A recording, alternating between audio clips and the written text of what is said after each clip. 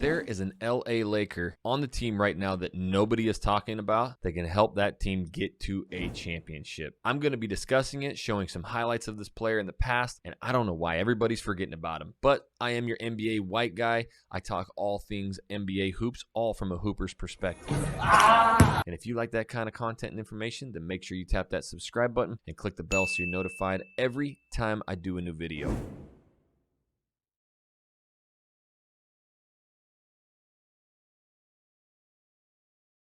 All right, so what we're going to do is we're going to talk about this player. We're going to bring up some of his highlights. We're going to show actually what the defense had to do on him, which is what I love talking about from a hooper's perspective. We always look at just numbers, but what do teams have to do with this player? That's what the Lakers have very much struggled with in the past, especially last year. Nobody could shoot. Defenses could pack the paint. But when you've got to value these players out there and you've got to watch them, it stretches the defense. And you're also on pick and rolls having to bring the center up and actually flash so that he doesn't shoot. That really brings a lot of attention. This player did shoot north of almost 40% from three. He also averaged about 16 points a game. He can dribble, drive, get to the bucket. And one thing that he does differently than most players, he's left-handed. It's Kendrick Nunn. He sat on the bench with injury all of last year. They had rumblings of him coming in and playing. But I wanted to break down some of his film, show you guys kind of the stuff I'm talking about. And I think this is a player, obviously, as we're talking about getting Kyrie, Irving. And what I think they should possibly do is not do that, is give away THT, 2 of the picks, go to Utah, get Clarkson, get Conley, get Bogdanovich, get our main man Pat Bev, the Bulldog, and bring those players in. And then you team him up with Kendrick Nunn. This is going to be a super deep team, mega deep, and probably one of the best teams in the entire NBA, hands down. All right, so here we go. There's 2 plays, and believe it or not, it was against the Lakers. This is when he went off for 27 points. He hit 5 threes. He was an absolute machine. This is the kind of player that Kendrick Nunn can be, and this is what he was projected to be before he got hurt. He was one of the hottest and most talked about players. You get injured for a year and like everybody forgets you. By the way, how crazy is it about this bubble? Like you almost forget about it. So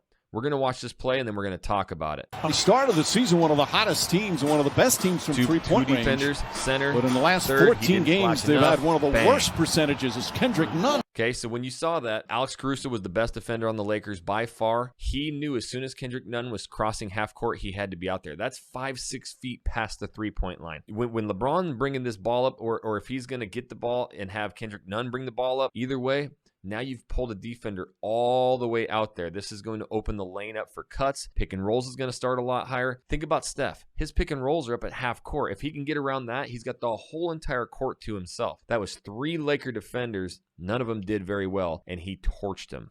Here's the next one. Nails the three-pointer. Watch Caruso. Harold, nice move, right in the middle. Look at quick outlet. Andre Iguodala in the game. Throws it behind for Kendrick Nunn. No hesitation from Nunn. Knocks down another. Harold, nice move. Couldn't finish. Quick outlet. Andre Iguodala in the game. Throws it behind for Kendrick Nunn. No hesitation from Nunn. Knocks down another. Okay. Again, so coming from a hooper's perspective, a lot of these trade talks just go into numbers. This guy can shoot 41% from 3. It's got to be respected players in the game, right? It's just like whenever, like, you know, somebody talks about stats or statistics and they sit behind a desk and they've never played hoops, and then they want to either trash somebody's career or whatever, and they don't honestly know what it's like playing.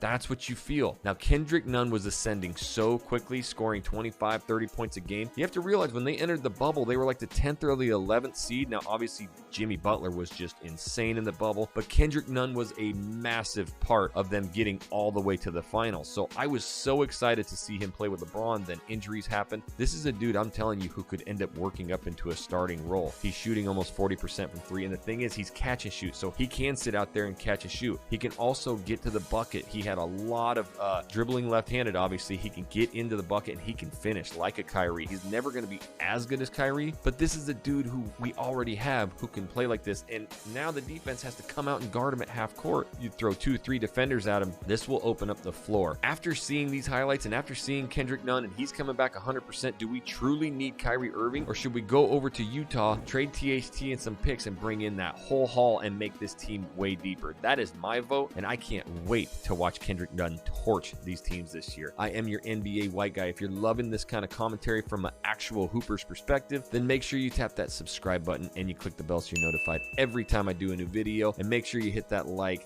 for all the work that I'm putting into this channel. Until the next video, my homies, we'll catch you later.